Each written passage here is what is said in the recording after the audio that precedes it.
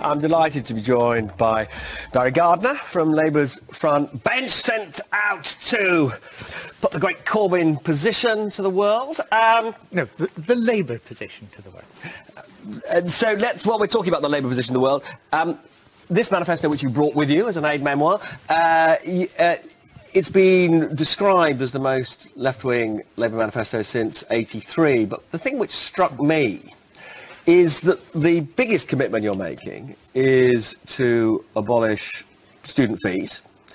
That will reward lots and lots of, frankly, quite well-off middle-class parents and their offspring. And at the same time, you're not ending the benefits freeze, which is, almost all serious analysts say, squeezing the living standards of the poorest more than anything else that this government has done. So, actually, this is a manifesto, a programme for the middle classes. Well, let me take the 3 points that you've made. The first is that, yes, it's a manifesto that's also been described as the most popular set of policies that the Labour Party has come up with at a general election time for many years. Well, we'll know that on June the 8th, but let's just go to the substantive points. Then let's go to the issue of not school fees, student fees. Yeah. I think that with resources scarce, why £11 billion a year for something which, of course, it will be a benefit to poorer students, but a massive benefit for you will richer know, ones Robert, too. that this year and last year we've seen the number of students applying from lower-waged families has actually gone down.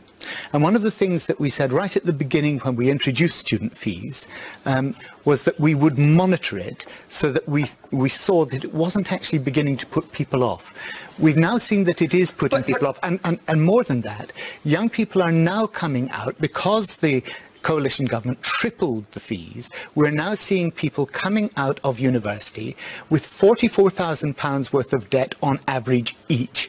They then come together and perhaps want to set up a home, start a family, and they find they can't do it. They're burdened with debt, they have low wages, and they feel that they're looking at the education that politics is about choices. No, it is about choices, and some of that money, many people would say, would have been better spent committing to end the benefits freeze, or indeed putting more money into the health service. Let's be clear on the health service. You are not planning to spend more than the Tories, the IFS, for example, calculate. That was your third point, and I will come to it. Please. But you also asked me why we were doing this. Yeah. And the reason that we're doing this is because young people look at what they've been asked to do.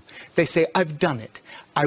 I studied hard, I got my A-levels, I went to university, I did everything that I was told to do, and I was told that that was the way to have a real stake in this society. And they come out, and at the end of it, they look round, and they've got 0 hours jobs, they've got low wages, they look and they say, I can't even afford to scrape together enough for a deposit on rented accommodation, and yet I've come out with a degree. And they feel it's unfair. Sure. And what the Labour Party we haven't got a lot of time. So let's get on to this issue of choices. Why not more money for the NHS? Well, look, why not end the benefits freeze? Well, look, if you're talking about more money for the NHS, let's be absolutely clear.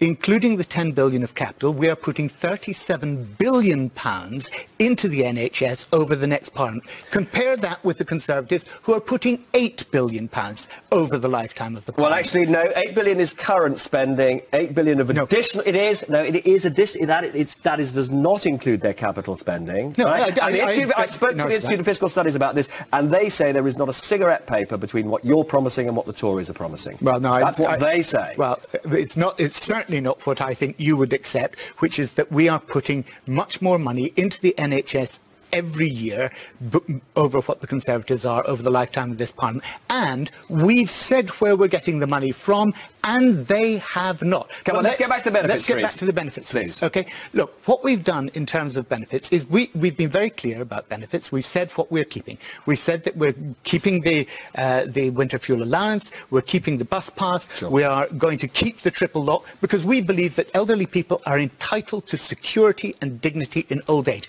Over and above all of those things, what we've then said is, look, we are going to have £10 billion, that's £2 billion a year, and we're going to address the benefits freeze, and we're going to then... No, that money is allocated. I've read your manifesto, No. and it does not address the benefits freeze, Barry. It certainly doesn't. I'm sorry?